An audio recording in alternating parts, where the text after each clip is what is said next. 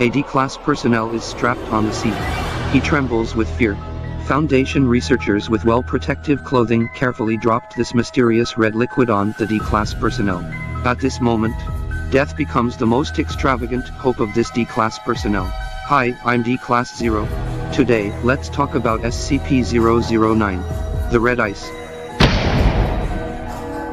In 1990s, SCP Foundation received reliable information. There was an unusual death in somewhere of Alaska. The task force and investigators arrived there immediately, at the beach not far from the village. The Foundation found the bodies of a group of seal hunters. The death of the victims were very strange. They were all wrapped in some kind of red ice, and showed an expression of great fear on their faces. According to the field investigation results, the cause of death was internal bleeding. What puzzled the Foundation researchers was the blood that should have been frozen seemed to keep flowing under the temperature of dozens of degrees below zero. In subsequent investigations, the Foundation found a cave not far from the beach. Hughes, Whitmore and Agent Cassidy were ordered into an internal investigation. Soon, they found a new body close to the entrance. This was a young man about 15 years old. There was a spear beside him. The man showed a crawling posture and his whole body was covered with red ice. The task force was forbidden to have direct contact with this mysterious red ice. They were ordered to continue exploring the cave. Finally, the task force came to a secret room. The entire interior of this chamber was covered with the same red ice. And there was a pool full of red liquid in the center. Damn, it's all bodies here, Hughes yelled. The whole chamber looked like purgatory. There were dozens of bodies here, but none of them are human. They were polar bears, seals and snow foxes. Even a giant spider. My god, this is SCP-3023. I've seen it before. Why is it here? Hughes was puzzled. But what he could only do was investigate the red pool. Hughes picked up the spear beside the spider and used it to test the depth of the pool. The pool is more than 1 meter deep. Hughes reported to the Foundation Control Center. At this moment, Cassidy's voice came from the chamber. Captain, I think you have to look at this. I have already known where SCP-3023 comes from. Hughes and Whitmore rushed over immediately. But Cassidy disappeared. This tunnel seemed to be weird. The red ice on the wall of this tunnel was flowing. When Hughes and his team were ready to explore further, an order came from the Foundation Control Center. Your mission is over. Return now. We are sending D-class personnel to replace you. Although Hughes felt unable to understand the Foundation's order, but he had to follow it. Cassidy disappeared in the cave forever. The red ice was later named SCP-009 by the Foundation.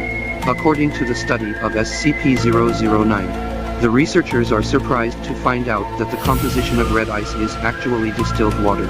But it shows a strange color of bright red. And SCP-009 seems to have the opposite laws of physics.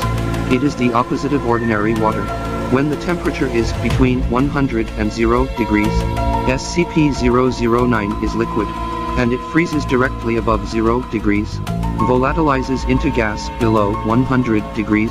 What scares the Foundation most is that SCP-009 can infect any fluid it contacts with, and makes ordinary liquid convert into a new SCP-009. In the past, SCP Foundation used a D-class personnel to test the abnormal characteristics of SCP-009.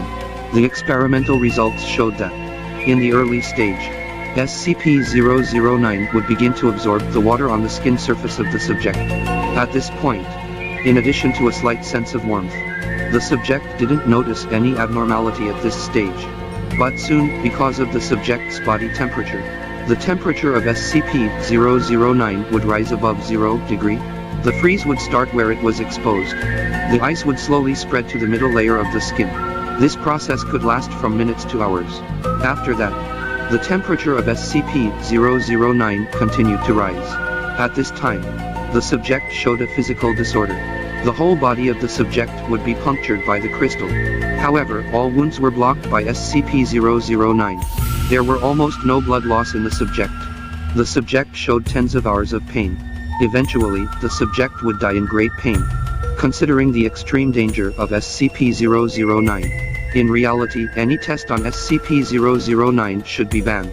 SCP-507 is a spacewalker. He is going to travel randomly in all dimensions of the universe.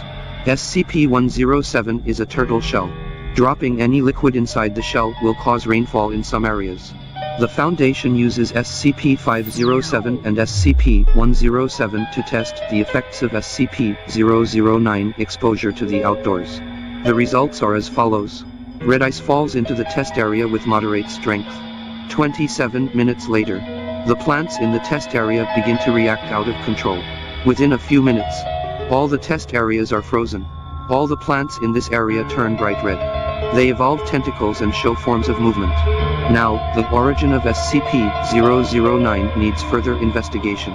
The Foundation has reason to believe the abnormal effect of SCP-009 will also affect the human world. Even if a drop of SCP-009 fails, it will infect all the fluids on Earth. At that time, human civilization will no longer exist.